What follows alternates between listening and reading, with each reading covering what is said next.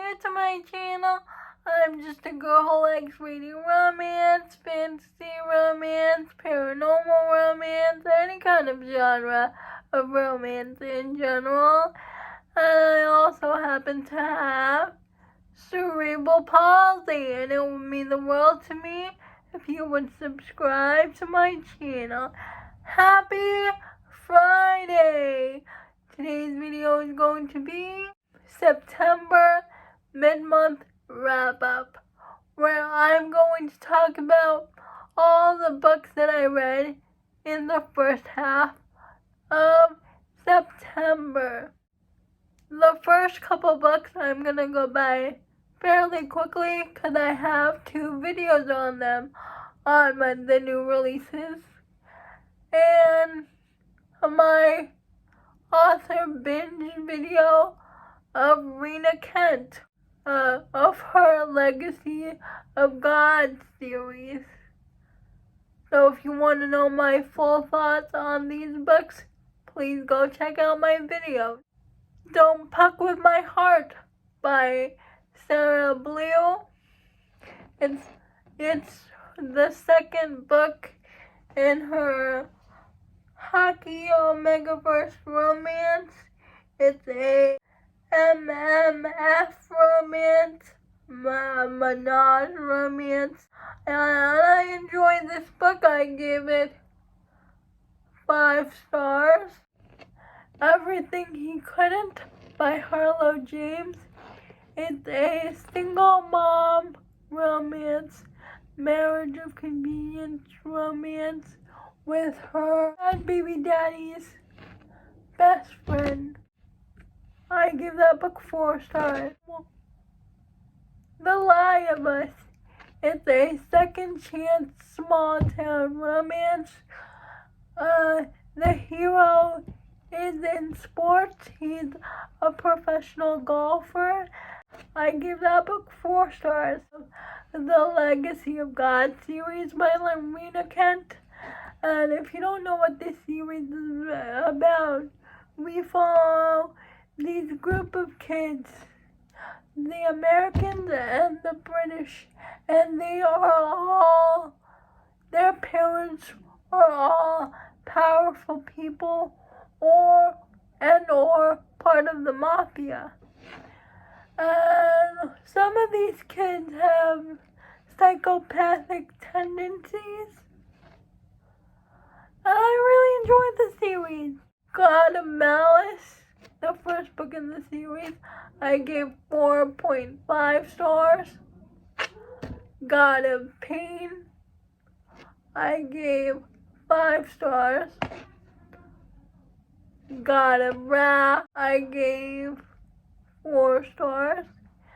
And God of Ruin, I gave 5 stars. If you want to know which books are my favorite in the series, please go watch my Rina Kent author binge video. Shattered Secrets. It's by Lillian Harris, and we follow Hadley and a Hunter, and they are married. But one thing that Hadley doesn't know is that Hunter is a lawyer to a mafia boss, and he works in organized crime. And they're married, but Hadley doesn't know that. They are also trying to get pregnant and have a baby. They go through in vitro fertilization, but it doesn't work for them. And one day, Hunter has a case, and he suddenly disappears without a trace, and people think that Hunter died.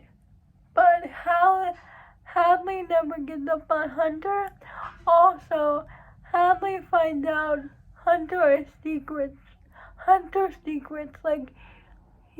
She finds out that he's a lawyer for the mafia, and that most of their friends in their group are in the mafia themselves.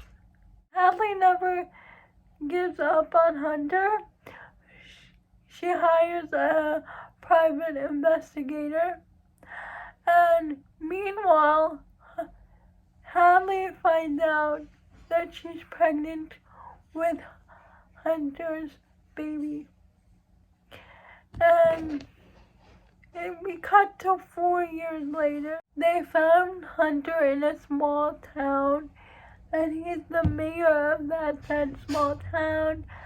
And Hadley goes to that small town to confront Hunter, only to realize that he had amnesia and he doesn't remember her.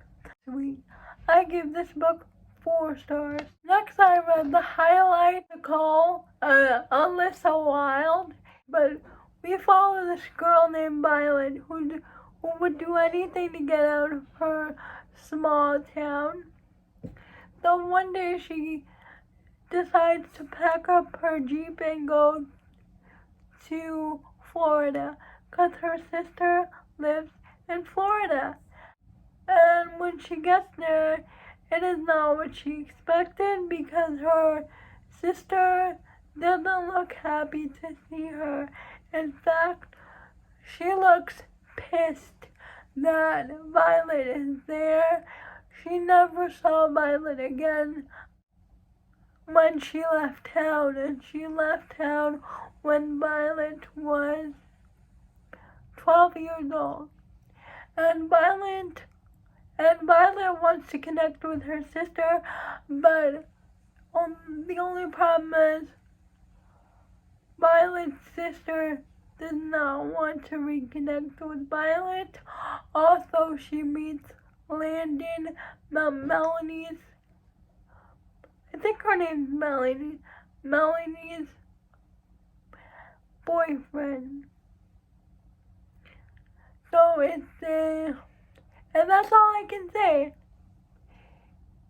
It's a book with a lot of family drama, not only on the heroine side, but the hero Landon as well. It's a sister's ex-boyfriend romance, and I really liked it. I got really emotional towards the end. I was bawling my eyes out. I give this book 5 stars.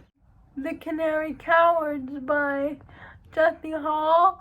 I'm really impressed with Jessie Hall's writing, because I love That Sick Love by Jessie Hall. It's a dark romance. I just liked it. And then I read The Canary Cowards, and I really liked this as well. I just found it fascinating that she's able to write a really dark romance like That Sick Love, and a really emotional romance like The Canary Cowards. But our story is, the hero's name is Lake, not Landon. It's NFL. Lake. He tore his ACL and needs to go to physical therapy, and he learns that the best physical therapist out there is Dylan. Dylan is the caregiver for her older brother that has autism. And to say that Lake is surprised, because Lake assumed that with a name like Dylan, that Dylan would automatically be a man. They get off on the wrong foot, because Lake never wants to listen to Dylan when she tells him to do something. But Lake gets along real well with her older brother, and so they soften towards each other because of the way they interact with Colin. I cried in this book so much. I have to give props to Cheyenne because she recommended a great Sorry, book. I kept My closing my favorite eyes scene because was something got with stuck in my Cullen, eyes and I and I couldn't think open it. Cullen stole the show from me. I mean, Jessie Hall did her due diligence because she used a sensitivity reader, and you can tell that she really did her research. I have Here With Me by Brooke Montgomery, and we follow Noah and Fisher, who had the one night stand competition. The next morning of said one night stand, sees Fisher's wallet and notices Fisher's last name is the same last name as her ex-boyfriend's last name. Her ex-boyfriend, who is now her friend. So she hightailed it out of there because she's mortified that she slept with her ex-boyfriend's dad. And she hopes never to see Fisher again. But it turns out that Fisher applied to work at Noah's family ranch.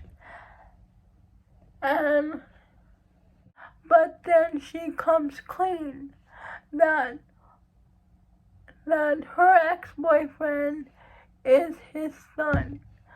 And when Fisher finds that out, she was like, yeah, we can't be together. The whole reason why I came back to the small town in the first place was to fix my relationship with my son.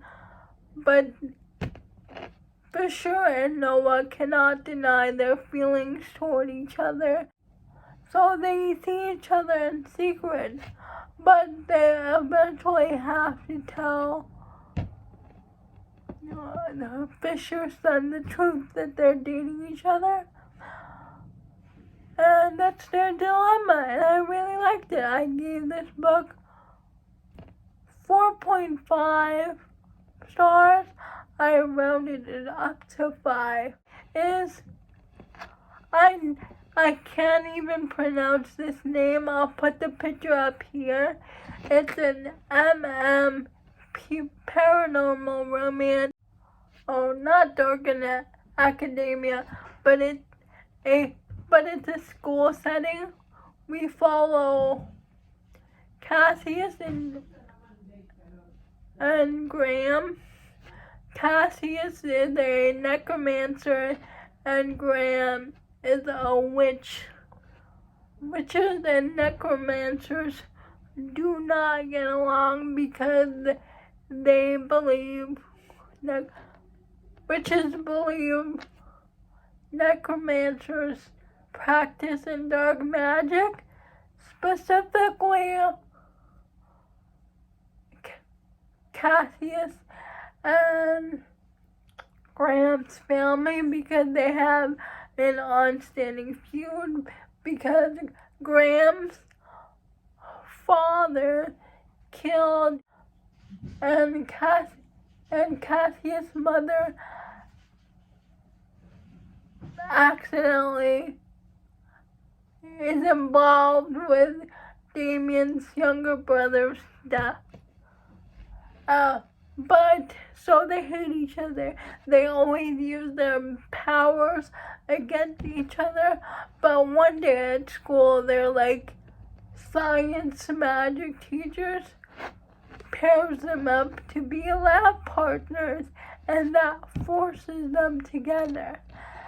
And also, these murders start happening around the school, and Damien and Cassius have to figure out why these murders are happening. And not only that, demons are trying to come after them and kill them.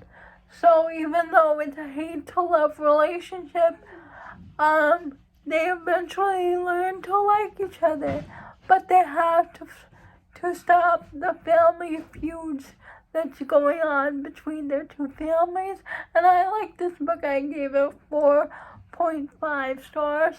Those are the books that I read in the first half of September. Please let me know down in the comments below if you have read any of these books. I would love to know.